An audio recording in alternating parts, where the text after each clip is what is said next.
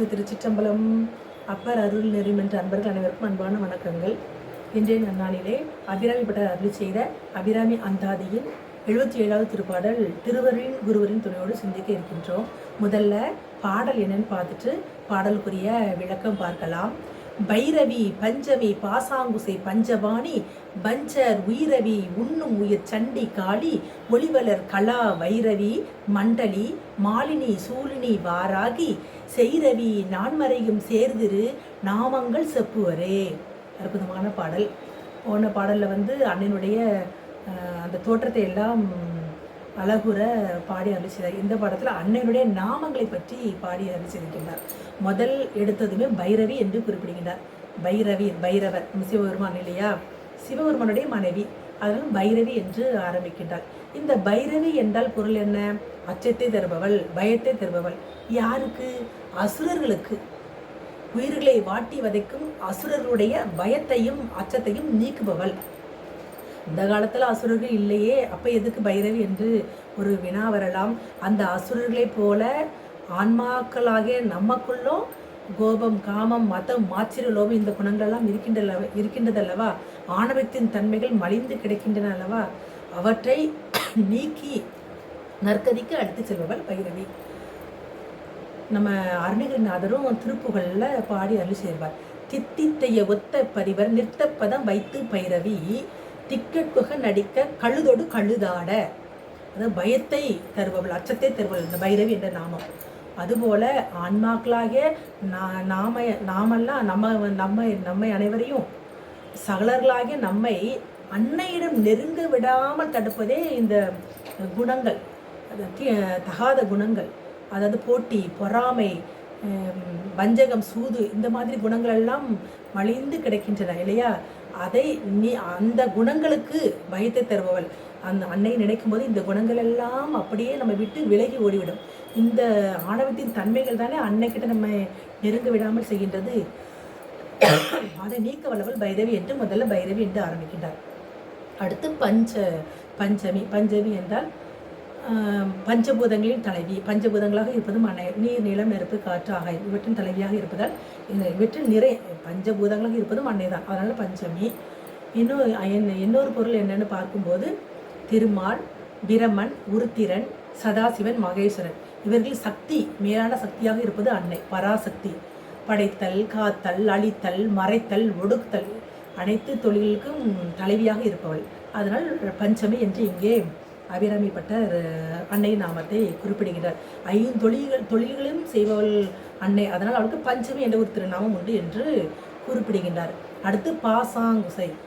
அன்னையானவள் பல பாடல்களில் நம்ம சிந்தித்திருக்கின்றோம்.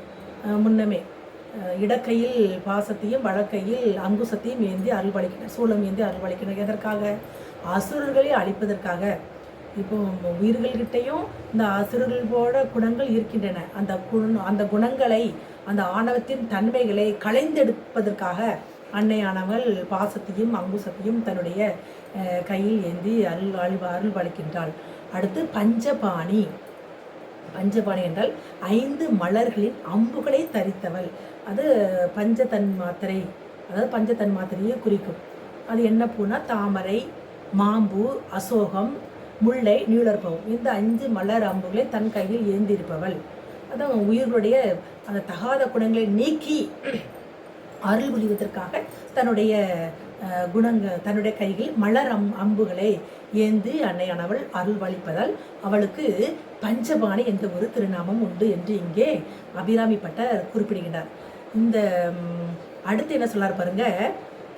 பஞ்சர் உயிரவி உண்ணும் உயிர் சண்டி என்று குறிப்பிடுகின்றார். முதல் வரியில் எந்த ஒரு அடைமொழியும் இல்லாமல் பைரவி, பஞ்சவி, பாசாங்குசை, பஞ்சபாணி என்று குறிப்பிட்டவர். அடுத்து சொல்றார் பாருங்க. பஞ்சர் உயிரவி உண்ணும் உயிர் சண்டி என்ற அந்த சண்டி என்ற வார்த்தைக்கு இத்தனை அடைமொழி போடுகின்றார். அந்த சண்டின்னா என்ன? போர்க்களத்தில் அசுரர்களுடைய, அதாவது அசுரனா வஞ்சகம் என்ன புரிந்தவர்கள் இல்லையா, அவர்களுடைய உயிர்களை பழி கொள்ளும் உயர்ந்தவள். அதான் சண்டி என்ற திருநாமம் உண்டு. அப்படி இந்த உலகத்தில் நம்மக்கிட்டேயே நல்லவங்க மாதிரி பேசுவாங்க, நல்லவங்க மாதிரி பழகுவாங்க. ஆனால் பின்னாடி நமக்கு துரோகம் இழைப்பவர்களையும் நம்ம காண்கின்றோம். அப்படி நம்ம உள்ளன்போடு நம்ம பழகும்போது அவர்கள் நமக்கு துரோகம் செய்பவராக இருந்தால் அவர்களை தண்டிப்பும் தலைவியாக இருப்பதால் அவருக்கு சண்டி என்ற ஒரு திருநாமம் உண்டு. அதைத்தான் இங்கே குறிப்பிடுகின்றார். அதை வஞ்சகர்களுக்கு அவர் சண்டியாகவும் திகழ்பவர், அதனால் சண்டி என்று குறிப்பிடுகின்றார். உயிர் அவி உண்ணும் அவருடைய அந்த குலத்தை அழிக்கும் தலைவி, அதனால் சண்டி என்று குறிப்பிடுகின்றார். அடுத்து காளி என்று குறிப்பிடுகின்றார். சண்டாசுரனையும் முண்டாசுரனையும் வதம் செய்தவள். அவர்களுடைய குணம் எப்படிப்பட்டது? உயிர்களுக்கும் தேவர்களுக்கும் துன்பத்தையே தரக்கூடிய குணம். அப்படிப்பட்ட குணமுள்ள இந்த கலிகாலத்தில் உயிர்களுடைய ஆன்மாக்களிடையுமே அப்படிப்பட்ட குணங்கள் உள்ள மனிதர்கள் இருக்கத்தான் செய்கின்றார்கள் இல்லையா? அவர்களை களைந்தெடுப்பவள், சங்காரம் செய்பவள். அதனால் அவளுக்கு காளி, கரும நேரம் பொருந்தியவள் காளி என்ற ஒரு திருநாமமும் அன்னைக்கு உண்டு. இப்போ பெரியவங்கள்லாம் அன்னையினுடைய பக்தர்கள் எல்லாம் தீமைகள், நம்மளோட தீமைகள், கொடுமை புரிபவர்கள் இருக்கின்றார்களவா, அந்த அவர்களிடம் தன்னை காத்துக்கொள்வதற்காகவும் தீமைகள் விழுவதற்காகவும் கூட காளியை நினைத்து பூஜை செய்வதை நம்ம பார்த்திருக்கின்றோம் இல்லையா? அவர்களுக்கு நற்கதியை, நன்மையை வழங்குபவள். அதனால் காளி என்ற ஒரு திருநாமமும் அன்னைக்கு உண்டு. அடுத்து என்ன சொல்றாரு பாருங்க, ஒளிதரும் கலா வைரவி மண்டலி மாலினி சூழி வாராகி என்று சொல்கின்றார். ஒளிரும் கலா, அன்னைக்கு கலாபவள்ளி என்ற ஒரு திருநாமம் உண்டு இல்லையா? நம்ம ஆயக்கலைகள் 64 என்று சொல்லுவோம் இல்லையா? அந்த கலைகள் அனைத்துமே அன்னையை சார்ந்துதான் இருக்கின்றன, அன்னையை சார்ந்து விளக்கம் பெறுகின்றன இல்லையா? அதான் ஒளிரும் கலா வைரவி என்று குறிப்பிடுகின்றார். வைரவி என்றால் இந்த 64 கலைகளையும் அன்னையானவள், பராசக்தியானவள் மேகலையாக அணிந்து இருக்கின்றார், இடையில் மேகலையாக அணிந்து இருக்கின்றாளாம். அதனால் அன்னைக்கு வைரவி என்ற ஒரு திருநாமம் உண்டு.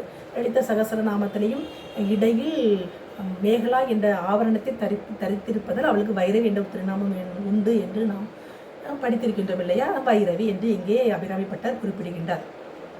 அடுத்து ஒளிரும் கலா வைரவி மாலினி என்று குறிப்பிடுகிறார். மாலினி என்றால் பலவிதமான மலர் மாலைகளை அணிந்தவள் என்ற ஒரு பொருளாகவும் எடுத்து கொள்ளலாம்.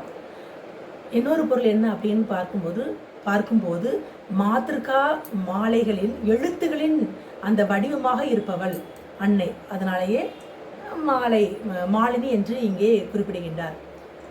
அடுத்து சூழி, அன்னை தன் கையில் சூலாயுதம் இருந்திருப்பாள் இல்லையா?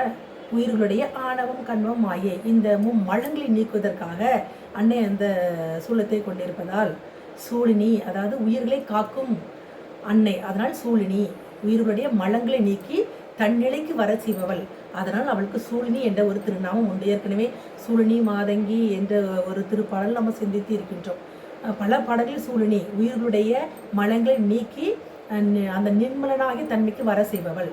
உயிர்களுடைய அந்த குணங்களை நீக்கி இயல்பாக உயிரிடம் இந்த ஆணவம், கணவம், மாயை அந்த இருளில், அறியாமை என்ற இருளில் தான் நம்ம அகப்பட்டு இருக்கின்றோம். அந்த அறியாமை என்ற இருளில் இருந்து விலக்கி சிவ ஒளிக்கு நம்ம அழைத்து செல்பவள். அதனால் அவருக்கு சூழினி என்ற நாமமும் உண்டு. 10வது திருநாமமாக வாராகி என்று குறிப்பிடுகின்றார். இத்தனை திருநாமங்கள் கொண்ட அன்னை அத்துணையில் நமக்கு வெற்றியை அவளை நினைந்து உருகி வழிபாடு செய்வர்களுக்கு வெற்றியை தருபவள். அதனால் வாராகி என்ற ஒரு திருநாமம் உண்டு. இப்போ வாராகி என்ற நமக்கு விஷ்ணு அவதாரத்தில் வராகமூர்த்தி, அப்படி அந்த வாராகம் சப்த மாதாக்களில் ஒரு அன்னையின் பெயரும் வாராகின் வரும். இவர்களுக்கெல்லாம் தலைவியாக இருப்பவள் பராசக்தி, வாராகி தோற்றத்தை கொண்டவள்.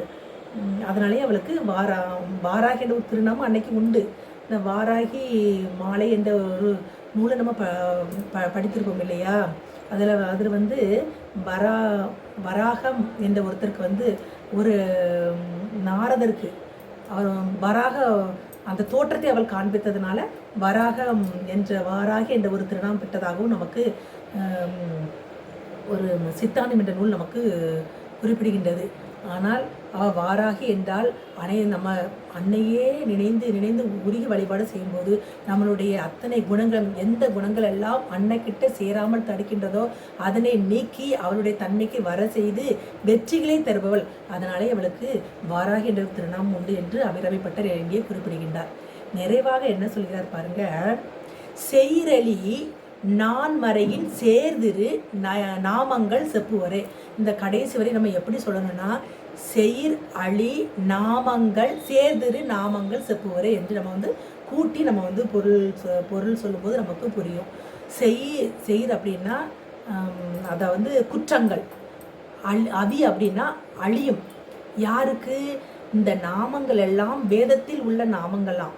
இந்த வேதத்தில் உள்ள நாமங்களே அன்னையை உணர்ந்த அருளாளர்கள், அன்னையினுடைய பக்தர்கள் அறிந்து தெளிந்து படித்து பாடி அருள் செய்த இந்த நாமங்களை யாரெல்லாம் உச்சரித்து தொடர்ந்து அவளை வழிபாடு செய்கின்றார்களோ அவர்களுடைய குற்றங்கள் நீங்கும், குறைகள் நீங்கும். குற்றம் குறை இல்லை என்றாலே அங்கு நின்மலனாகிய தன்மைதானே. அப்போ அன்னையினுடைய திருவடியை அடையலாம். அப்படி உயிர்களுடைய அந்த மனித உயிர்களுடைய ஆன்மாக்களுடைய அந்த குற்றம் குறைகளை நீக்கி அன்னையினுடைய திருவடிக்கு அழைத்து செல்லக்கூடிய அரிதான வழி. அன்னையினுடைய வேதத்தில் சொல்லப்பட்ட அத்துணை நாமங்களும் வேதத்தில் சொல்லப்பட்டுள்ள இந்த பாடலில் வருகின்ற 10 நாமங்களுமே வேதத்தில் சொல்லப்பட்ட நாமங்கள். இந்த நாமத்தை யாரெல்லாம் உணர்ந்து தெளிந்து பொருள் உணர்ந்து ஓதுகின்றார்களோ அவர்களுக்கு குற்றம் இருக்காது, குறை இருக்காது. அனைவருடைய திருவடி வீடு வீடு என்ற பெயரானதும் கிடைக்கும் என்ற கருத்தை நமக்காக பாடி அருள் செய்கின்றார் அபிராமிப்பட்டர். இந்த பாடலை படிப்பதனால் என்ன பயன் என்று பார்க்கும்போது நமக்கு தெரியும், அச்சம் இருக்காது, பயம் இருக்காது. யாருக்கும் பயப்பட வேண்டாம். அன்னையை நினைந்து அவன் நாமத்தை யாரெல்லாம் அரற்றுகின்றார்களோ அவர்கள் நேர்மையின் வழியிலேயே இந்த அறத்தின் வழியில் செல்பவர்களாகவே இருப்போம் இல்லையா? அப்போ நம்மக்கிட்ட ஏதாவது பயம் இருக்குமா? இருக்காது. அச்சம் இருக்குமா? இருக்காது. ஏன்? அன்னையே நம்ம வணங்கி அவளுடைய திருவடியை பிடித்த பிறகு நமக்கு அச்சம் வருமா? வராது. ஆக இந்த பாடலை உள்ளம் ஒருமித்த மனத்தோடு ஒன்றியிருந்து நினைந்து, நம்ம அப்பமுத்திகள் சொன்னது போல இந்த நாமத்தையெல்லாம் ஒன்றியிருந்து நினைந்து தொழும்போது அன்னையினுடைய திருவடியை அடையலாம் என்று கூறி மற்றொரு பாடலில் அன்னையை பற்றி சிந்திப்போம் என்று கூறி தங்களிடமிருந்து விடைபெறுவது சிவசாந்தா சண்முகம். மேன்மைக்குள் சைவநீதி விளங்குக உலகமெல்லாம். திருச்சிற்றம்பலம்.